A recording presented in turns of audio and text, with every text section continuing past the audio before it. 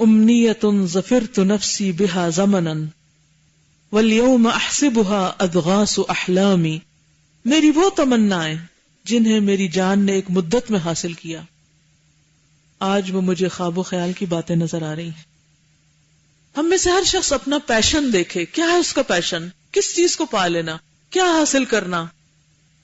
کوئی بھی پیشن اپنی زندگی کا سوچئے، ہر شخص کی زندگی میں کچھ نہ کچھ ہوتا ہے کہ یہ چیز مجھے حاصل کرنی۔ کسی کو گھر بنانے کا شوق ہے تو کوئی شادی کی خوابوں میں جی رہا ہے، تو کوئی شادی کے بعد بچوں کی تمنائیں لیے ہوئے مر رہا ہے، اور کوئی پھر بچوں کے کامیابیوں کے خواب دیکھ رہا ہے، اور کوئی کسی شغل میں ہے، کوئی کسی بڑی ڈگری اور کسی بڑے عہدے اور کسی بڑے مقام کی تمنا میں جی رہا ہے، اور اسی کے لیے دن رات مرے جا رہا ہے۔ لیکن جب وہ ان سب چیزوں کو پا لے گا، اور اگر یہ سب کچھ اللہ کے لیے نہیں، اس کی رضا میں نہیں، اس کی پسند کے مطابق نہیں، اس کے بندوں کے فائدے کے لیے نہیں، تو آخرت میں اتنی بڑی بڑی منزلیں اور کامیابیاں حاصل کرنے کا جو انجام یا آؤٹ کم ہوگا وہ کیا نظر آئے گا اس کو، یا وہ ساری کوششیں اور ایفرٹس کیا ہوں گی؟ اضغاث و احلام، پراگندہ کوششیں، پراگندہ خیالات۔ وہ کیا تھا؟ وہ تو کچھ بھی نہیں تھا، کیونکہ اللہ تعالیٰ ان کے بارے میں فرمائیں گے فَلَا نُقِيمُ لَهُمْ يَوْمَ الْقِيَامَةِ وَزْنًا، آج ایسے کاموں کے لیے ہم اسے کوئی بھی وزن نہیں دے، کوئی مارک ہے ہی نہیں اس کے، کیونکہ ہمارے لیے تو کیا نہیں تھا، درست طریقے وہ تو کیا نہیں تھا۔ اب یہاں تو کچھ نہیں ملے گا اس کو۔ خوب سمجھ لینا چاہیے کہ قلبی خیالات فی نفس ہی برے نہیں ہوتے، بلکہ برائی یہ ہے کہ انہیں خواہ دعوت دی جائے اور ان سے انس پیدا کیا جائے۔ دل میں آنے والے خیالات کی حیثیت راہ گزر مسافر کی سی ہے، اسے منہ نہ لگایا جائے، بہت اہمیت نہ دی جائے، اس سے بات چیت نہ کی جائے، تو وہ خود بخود چلتا بنے گا۔ یعنی خیالات ایک مردہ چیز ہوتے ہیں، جب آپ ان کی اہمیت دیتے ہیں یا ان کا وچار کرتے ہیں یا ان کا ذکر بار بار کرتے ہیں تو انہیں جان پڑ جاتی ہے کسی بھی بات کو۔ مثلا آپ کے بارے میں کسی نے بہت غلط قسم کی بات کہی، آپ سنتے ہیں ایک کان سے دوسرے سے نکال دیتے ہیں، کیوں؟ اذا مروا باللغو مروا کراما، یہ لغو تھا نا، اس کی تو کوئی حقیقت ہی نہیں تھی جو اس نے جھوٹ آپ پہ باندھا، کچھ حقیقت ہے ہی نہیں۔ لیکن اگر آپ اس کو لے کے بیٹھ گئے اور جس نے کہا اس کے پیچھے چل پڑے، آپ جا رہے تھے کہیں اور آپ واپسی کا سفر اختیار کر کے ذرا میں خبر لوں اس کی جا کے، نتیجہ کیا ہوگا؟ آپ اپنی منزل سے قریب ہو جائیں گے؟ نہیں، آپ منزل سے دور ہو جائیں گے، کیونکہ آپ تو جاتے جاتے واپس پلٹ گئے۔ اور بہت سے لوگ یہی غلطی کرتے ہیں، کسی نے ان کی مرضی کے خلاف کچھ کہہ دیا، کوئی ناپسندیدہ چیز پیش آ گئی، کوئی ایسی چیزیں ہو گئیں کہ جس سے دل پہ غم آ گیا، اب کیا ہوا؟ حاصل کچھ نہیں۔ اب اگر آپ اس بات کو کوئی اہمیت نہ دیں تو نتیجہ کیا ہوگا؟ تھوڑے دن میں وہ بات کسی کو یاد رہے گی؟ آپ دیکھیں ہر روز اخبار چھپتے ہیں، اور وہ ایک پورا پلندہ ہوتا ہے نا اخباروں کا، یہ نہیں؟ صرف ایک مہینے کی اخباروں کا سائز کتنا ہوتا ہے؟ تقریباً اتنا تو ہو ہی جاتا ہے نا۔ اگر ایک مہینے کی 2 تاریخ کو آپ کے خلاف ایک بہت خراب خبر چھپی تھی اس میں، تو کیا ہوگا؟ 3 تاریخ کی اخبار اس کے اوپر آ گئی اور 30 تاریخ کی یہاں آ گئی، اور وہ کدھر چلی گئی؟ پچھلے دنوں مجھے کسی نے فرائیڈے ٹائمز دیا، اس میں پتہ نہیں کیا کچھ لکھا ہوتا الہدا کے بارے میں نے سچ ایک لائن بھی میں نے نہیں پڑھی، تصویریں تھی کچھ، میں نے دیکھا، اس کو بند کیا، لپیٹا، ادھر رکھا۔ میں نے کہا یہ لکھنے والے لکھتے رہیں، میرا عمالنامہ یہ نہیں، میرا عمالنامہ وہ ہے جو میں کر رہی ہوں یا جو میرے ساتھی کر رہے ہیں، مجھے کیا اس سے؟ آج یہ ہے، 1 سال بعد یہ کدھر چلی جائے گی؟ دفن ہو جائے گی، جیسے قبر میں مردے دفن ہوتے ہیں نا، ایسے ہی یہ ساری اخباریں بھی دفن ہو جائیں گی۔ چند لوگ اگر میرے بارے میں بدگمان ہو بھی جائیں گے تو وہ ان کا معاملہ، میرا تو نہیں، مجھ سے تو کسی نے پوچھ کے نہیں لکھا جو کچھ لکھا ہے، مجھے اس کو اہمیت دینے کی کیا ضرورت ہے؟ یہ میں صرف اس وقت آپ سے ذکر کر رہی ہوں بطور مثال، میں نے کسی سے ذکر بھی نہیں کیا کہ وہ کیا چھپا تھا، کیا لکھا ہوا ہے، کسی نے پڑھا یا نہیں پڑھا، کیا ضرورت ہے وقت ضائع کرنے کی؟ کیا حاصل ہوگا؟ اگر کسی نے تعریفوں کا پلندہ بھی لکھ دیا، مجھے کیا حاصل ہوگا؟ اگر میں ہوں نہیں، کچھ بھی نہیں حاصل۔ میرے نزدیک یہ ہم و غم نہیں ہے کہ لوگ میرے بارے میں کیا کہتے ہیں، یہ میرے اللہ کا وعدہ ہے، ان الذین آمنوا وعملوا الصالحات سیجعل لهم الرحمن ودا، کہ جو لوگ ایمان لا کے اچھے کام کریں گے رحمان ان کے لیے انسانوں کے دلوں میں خود ہی محبت پیدا کر دے گا. تو میرا فوکس کیا ہونا چاہیے؟ اخباروں کی تردید یا پھر عمل صالح کی دوڑ؟ کدھر جانا چاہیے؟ عمل صالح کی دوڑ. اللہ ان سب چیزوں کی صفائی کر دے گا. باطل باطل ہوتا ہے، حق حق ہوتا ہے. اللہ کبھی بھی باطل کو پنپنے کا موقع نہیں دیتا. اللہ ہمیشہ حق کو حق کرتا ہے. لیکن ہمارا ٹیسٹ ہوتا ہے کہ ہم کتنا صبر کر سکتے ہیں. السلام علیکم استاذہ. جو آپ نے ابھی کوٹ کیا تھا اسٹیفن کووے کی جو بک ہے 8 ہیبٹ، اس میں وہ لکھتا ہے کہ between thought and action there is a small vacuum. The level of your greatness depends upon what you do in that vacuum. یعنی وہ تھوڑا سا جو وقت ہے بیچ میں، اس کے اندر آپ کی لیول آف گریٹنس پتہ چل جاتی ہے. مثلا یہی جو بات ہے کہ کسی نے ہمیں کوئی بہت غلط بات کہی اور دل دکھانے والی بات کہی، اب اس کے بعد جو ہے وہ ایک لمحہ ہے سوچنے کا کہ ہم اس میں کیا کرتے ہیں. ادھر اپنے اوپر قابو پا لیتے ہیں، اس کو مسکرا کے دیکھ لیتے ہیں، یا آگے سے تابڑ توڑ حملے کرتے ہیں. تو لیول آف گریٹنس وہیں پہ وہ ایک چھوٹے سے لمحے کے اندر پتہ چل جائے گی کہ کیا ہے، اور وہیں سے ہمیں اسیس کیا جا سکتا ہے. آپ دیکھیے دن کا ایک بڑا وقت، ایک بڑا حصہ زندگی کا کس چیز میں ضائع ہوتا ہے؟ کس غم میں؟ عموماً کیا پریشانیاں رہتی ہیں؟ فلاں نے کیا کہہ دیا، فلاں نے کیا کہہ دیا. اور وہ خیالات اور اتنی خوبصورت بات ہے، یہ کہتے ہیں کہ قلبی خیالات فی نفس سے برے نہیں ہوتے، انہوں نے تو آنا ہی ہوتا ہے. ظاہر ہے کہ ایک شخص آپ کو گالی دے رہا ہے تو آپ کے دل میں تکلیف تو ہوگی ہی، بلکہ برائی یہ کہ انہیں خواہ مخواہ دعوت دی جائے اور ان سے انس پیدا کیا جائے، ان کو پالا جائے. دل میں آنے والے خیالات کی حیثیت راہ گزر مسافر کی ہے، آئیں اور جائیں، اسے منہ نہ لگایا جائے. جب آپ ٹریول کرتے ہیں تو ایک بس میں ڈیوو میں جاتے ہیں، کتنے لوگ ہوتے ہیں؟ تو سب سے دوستی کر لیتے ہیں آپ؟ نہیں. بعض اوقات آپ کو یہ بھی نہیں پتا ہوتا کہ آپ سے اگلی سیٹ پہ کون ہے اور پیچھے کون ہے اور ادھر کون ہے اور ادھر کون. آپ اپنے کام سے ہوتے ہیں اور لوگ اپنے کام سے. تو بس یہی خیالات ہیں، لوگ آ رہے ہیں جا رہے ہیں. یا جیسے آپ مثلا ٹریول کر رہے ہوتے ہیں نا، اکثر رش میں گاڑی پھنس جاتی ہے، پھر کچھ سائڈ سے ایک لین چل پڑتی ہے، پھر کیا ہوتا ہے ایک گاڑی آتی ہے دوسری، وہ چلے جا رہے ہیں. تو ہماری خیالات بھی بالکل اسی طرح اس ٹریفک کی طرح ہیں، وہ آ رہے ہیں اور چلے جا رہے ہیں، بس جانے دیں ان کو. اگر ان خیالات سے بات چیت نہ کی جائے تو وہ خود بخود چلتا بنے گا، لیکن اگر تم اسے منہ لگاؤ گے تو تمہیں اپنی میٹھی میٹھی باتوں سے لبھائے گا اور تمہیں دھوکہ دے جائے گا. نفس اگر فارغ، معطل اور بیکار رہتا ہے تو قلبی خیالات اور افکار اس پر بہت بری طرح حملہ کر دیتے ہیں. اصل مشکل فراغت ہے. اس قلب و نفس پر ان خیالات کا حملہ دشوار ہوتا ہے جو شریف اور آسمانی ہوتے ہیں اور عالم بالا سے رشتہ تمانیت جوڑے ہوئے ہیں. وہ ٹھنڈک کہیں اور سے آتی ہے تو انسان ان چیزوں سے اوپر پھر اٹھ جاتا ہے. اللہ تعالیٰ نے انسان کے اندر 2 قسم کے نفس پیدا کیے، نفس امارہ اور نفس مطمئنہ. یہ ہر 2 نفس ہمیشہ باہم لڑتے جھگڑتے رہتے ہیں، کیونکہ نفس امارہ کے لیے معمولی چیز نفس مطمئنہ کے لیے بھاری ہوتی ہے.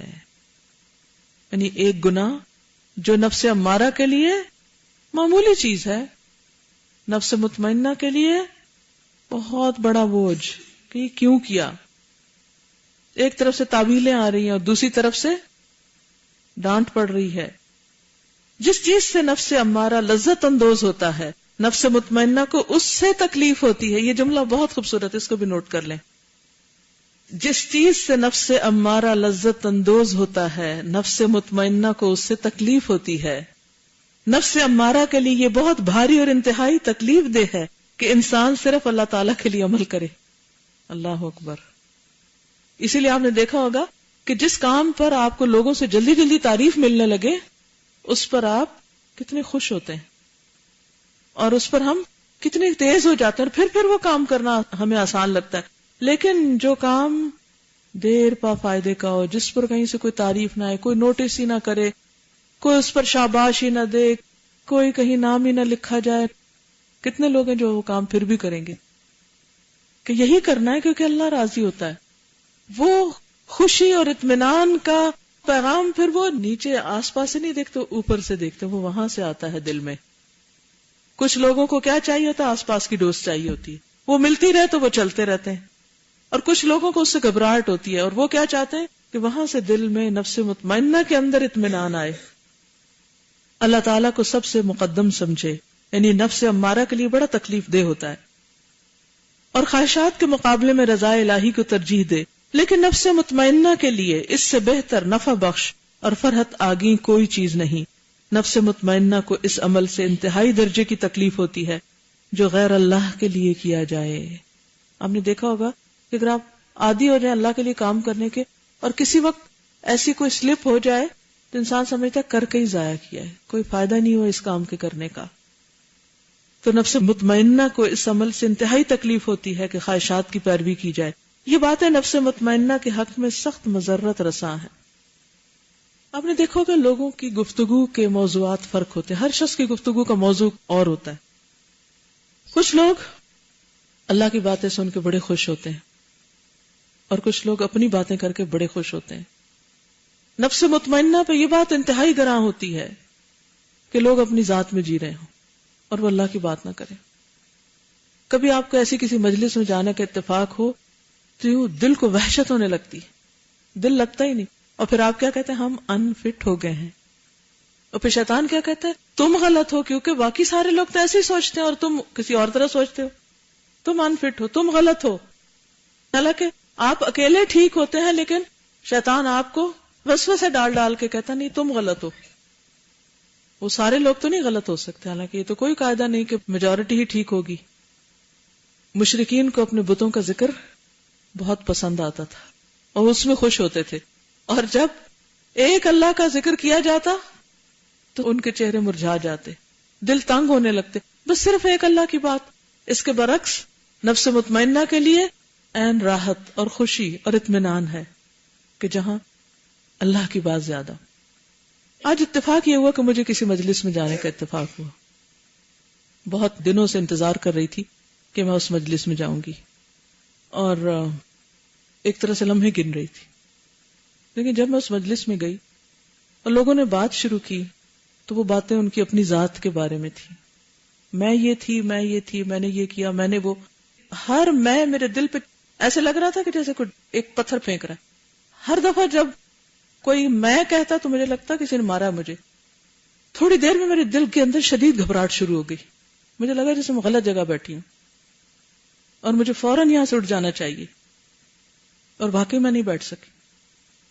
کیونکہ بعض اوقات قرآن پڑھ کر بھی ہمارا نفس ہمیں دھوکہ دیتا ہے، اور ہم اپنی اتنی تعریفیں کرتے ہیں اور بظاہر ہم سمجھتے ہیں بڑے نیک ہو گئے، اپنی نیکیوں کے بہت افسانے سناتے ہیں. لامتنا ہی کہیں اینڈ ہی نہیں ہونے کو آتا، باتیں ختم ہی نہیں ہوتی. اتنے خوش رہتے ہیں اپنے بارے میں باتیں کر کر کے. کب ہم نکلیں گے اپنی ذات سے باہر؟ کب ہمیں لطف آئے گا اللہ کی بات کر کے؟ کب ہماری سوچوں کا اور محبتوں کا مرکز اللہ کی ذات بنے گی؟ ہم کیوں نہیں سوچتے؟ تو بات یہ ہے کہ بہت تھن لائن ہے ان دو چیزوں کے بیچ میں، اور نفس کے دھوکے بڑے شدید ہیں. تو یہ نہ سوچیں کہ قرآن کا سرٹیفکیٹ مل گیا تو پار ہو گئے، سب سے ہائیسٹ مارکس لے لیے تو آپ سب سے واقعی نیکیوں میں آگے نکل گئے. ہرگز بھی نہیں. بہت بڑا دھوکہ ہے. کبھی مجھے کوئی ٹیچر یا کوئی بھی بتاتا ہے نا مجھے کہ اسٹوڈنٹس کے اندر سے نمبروں کی دوڑ نہیں ختم ہوتی، اور نمبروں پہ بڑی بحث کرتے ہیں اور نمبروں پہ بڑا کانشیس ہیں، اس کا کیا حل ہو؟ تو میں ہمیشہ یہ کہتی ہوں کہ مقصد ہی نہیں پایا، فوکس ہی نہیں ہے. کیوں قرآن پڑھ رہے ہیں؟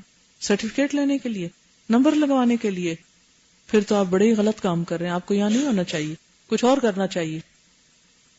اگر آپ اللہ کے لیے قرآن پڑھ رہے ہیں، ہر حال میں آپ نفس مطمئن ہوں گے. ٹھیک ہے، آپ یہ ضرور کہہ سکتے ہیں کہ ٹیچر نے یہ میرے صحیح کو غلط کر دیا ہے، میں اپنی اصلاح چاہتا ہوں، اگر میں نے غلط لکھا تو مجھے بتا دیا جائے. اس طالب علم کا طریقہ یہ ہوگا کہ میری اصلاح کی جائے اگر میری کہیں غلطی ہے.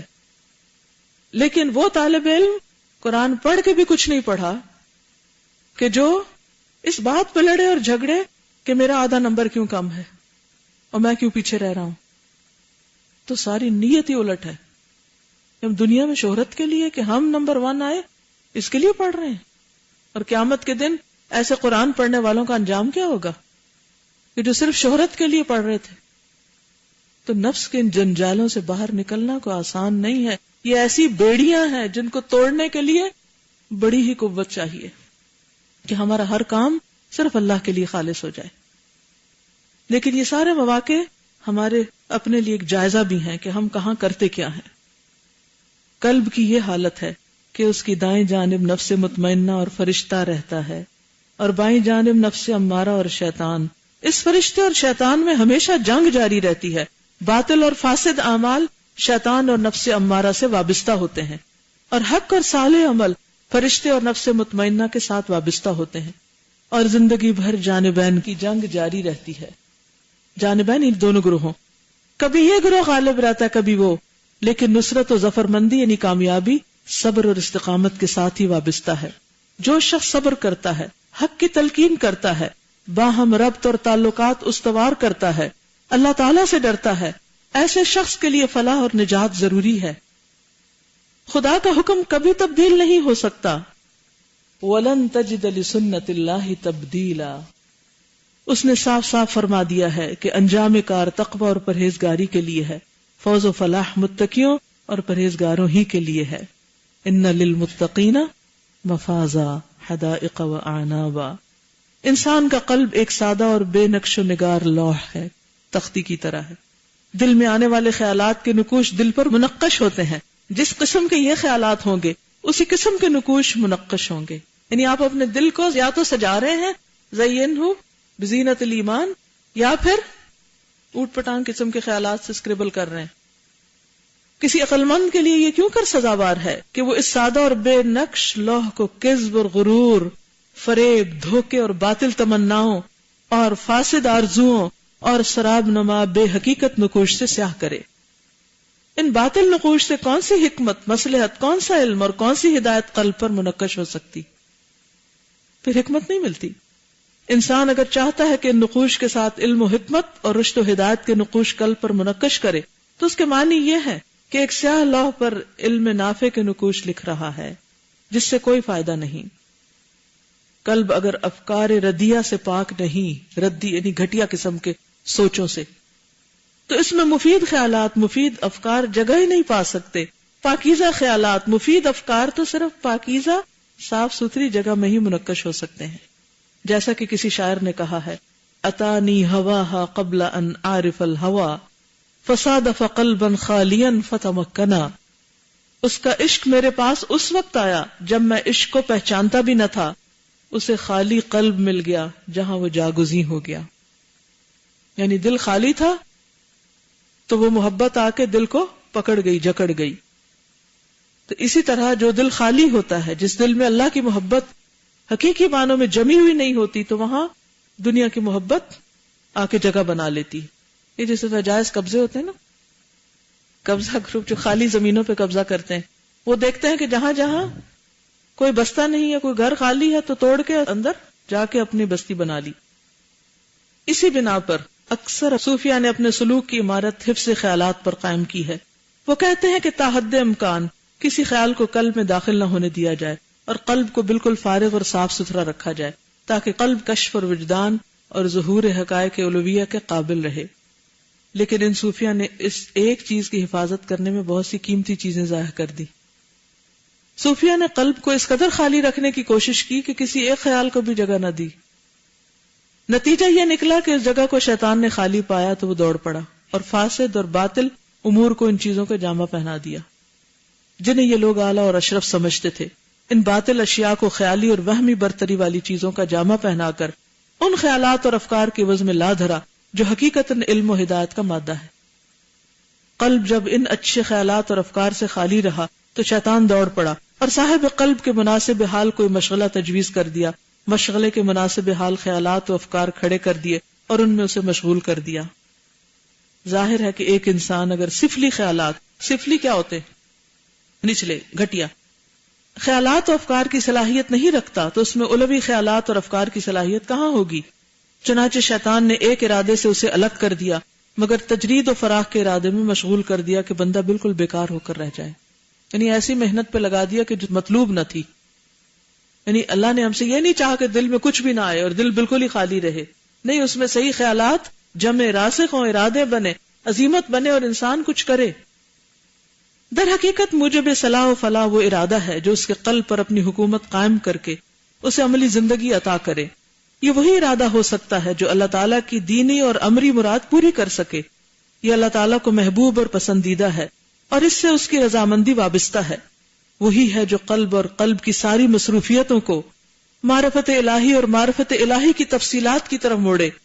اللہ کی مخلوق میں اللہ کے دینی اور امری احکام کے نفاذ اور اجرا کی طرف اسے متوجہ کر دے، اس کے لیے صحیح اور عمل کے جذبات پیدا کر دے. اس طرح بندہ اپنے کو اللہ تعالیٰ تک پہنچانے کی کوشش کرے اور مخلوق میں اللہ تعالیٰ کی دینی اور امری احکام نافذ کرے. لیکن شیطان نے انہیں اس راہ سے بھٹکا دیا اور کہہ دیا کہ تمہیں ان گورکھ دھندوں سے کیا واسطہ، اور زہد اور تقشف کی راہ کشادہ کر دی. یعنی دنیا کو بالکل ہی کیا کہا کہ اس کے لیے کچھ بھی نہ کرو اور اس کو بالکل ہی فنا کر دو. حالانکہ دنیا میں رہتے ہوئے دنیا سے فائدہ اٹھانا اللہ کے بتائے ہوئے جائز طریقوں کے مطابق یہ بھی عبادت ہے.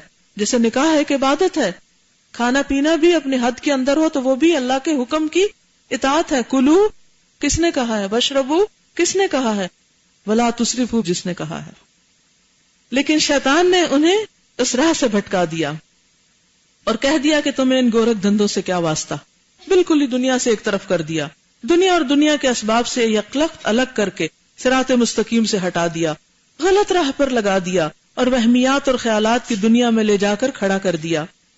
نیز کہہ دیا کہ لوگوں انسان کا کمال یہی ہے کہ وہ تجرید و فراق کی بے عملی میں زندگی گزار دے. نہیں، نہ شادی کرے، نہ کسی سے کوئی واسطہ رکھے. تجرید ہوتا نا مجرد الگ ہو کر رہنا.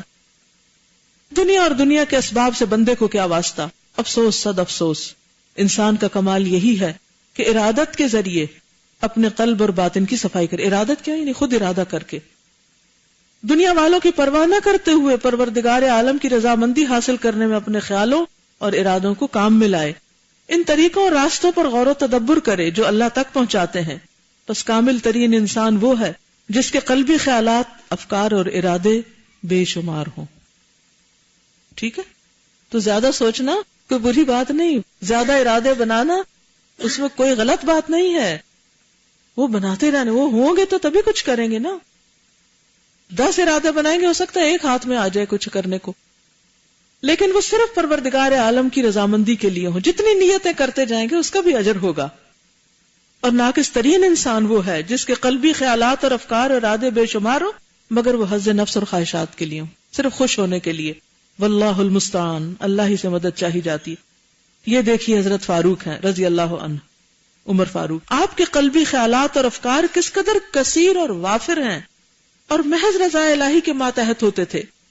یہ خیالات اور افکار وافر ہونے کے باوجود باہم ٹکراتے تھے.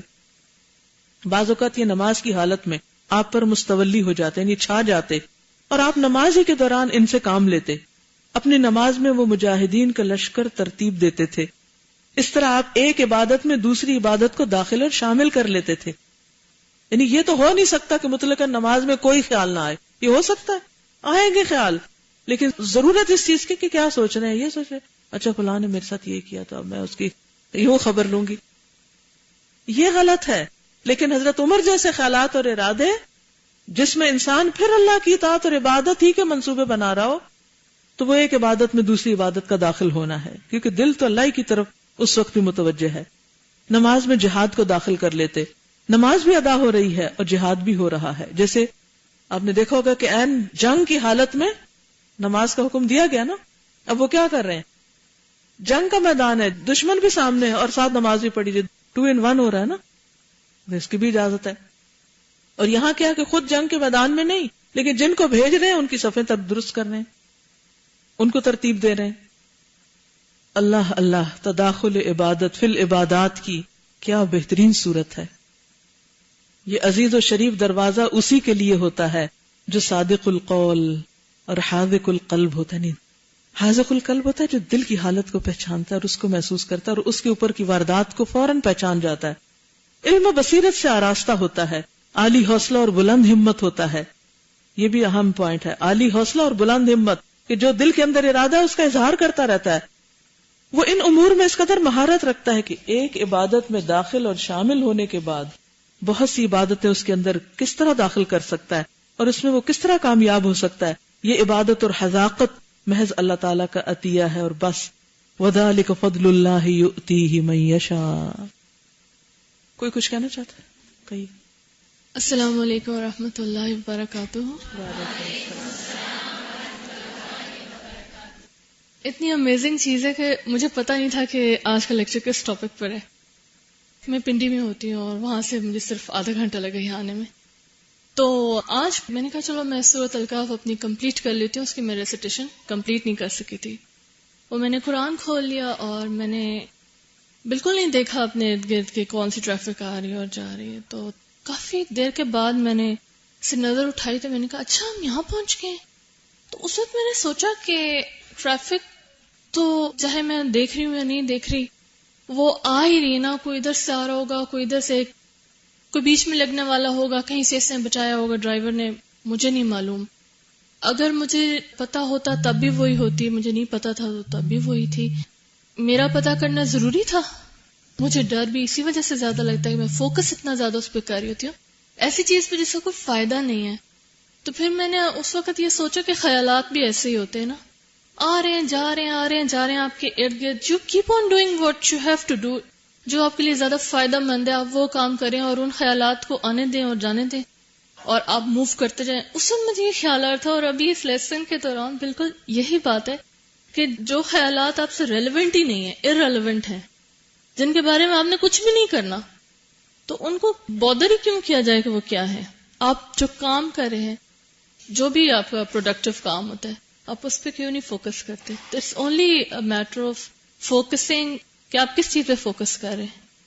پھر یہ خواہ کے ڈر بھی شیطان آپ کے دل میں ڈالتا ہے. آج کل بہت زیادہ میں اس چیز پہ سوچ رہی ہوں کہ تمام تر نیگیٹیوٹی جو ہے وہ شیطان کی طرف سے. پڑھا تو بہت زیادہ تھا لیکن اب الحمدللہ ایک ایک سٹیپ کے اوپر اگر کوئی نیگیٹو بات میرے دل میں آنے لگتی ہے تو میں فوراً سوچتی ہوں نہیں, یہ میری نیچر نہیں ہے. ہم کہتے تھے نا ہماری نیچر ہے, اس کی یہ نیچر ہے. میں یہ سوچتی تھی کہ یہ کیوں ہے نیچر, لیکن اب مجھے سمجھ میں آیا کہ جب ہم مسلسل شیطان کے نیگیٹو ایفیکٹ کو قبول کرتے رہتے ہیں اور اس کو اسی پر سوچتے اور اس سے وہ جیسے انہوں نے کہا نا مشغول ہوتے رہتے ہیں, اس کے ساتھ شغل اختیار کر لیتے, وہ پھر آپ کی نیچر بن جاتی ہے. تو جس طرح آپ نے ایک دفعہ پہلے بنائی تھی اب آپ اس کو ریفارم کرتے ہیں. میرے خیال ہے اسی کو شاید کہتے ہیں کہ آپ کیریکٹر کی ڈی کنڈیشننگ کرتے ہیں. بالکل, کیونکہ اللہ نے تو انسان کو فطرت پر پیدا کیا نا, اور وہ منفی سوچ تو نہیں ہے. یہ تو ہم خود کر کے پھر اپنی نیچر خود بنا لیتے ہیں. جزاکم اللہ خیرن. آپ بولیے. السلام علیکم ورحمۃ اللہ. میں عرب والا سے آئی ہوں اور یہ بہن ابھی جو بات کر رہی تھی اس کو قدرت اللہ شہاب نے شہاب نامہ میں آخری سیشن ہے ان کا, اس میں انہوں نے لکھا ہے کہ خیالات ایسے ہیں جیسے ہائی وے پر گزرنے والی ٹریفک.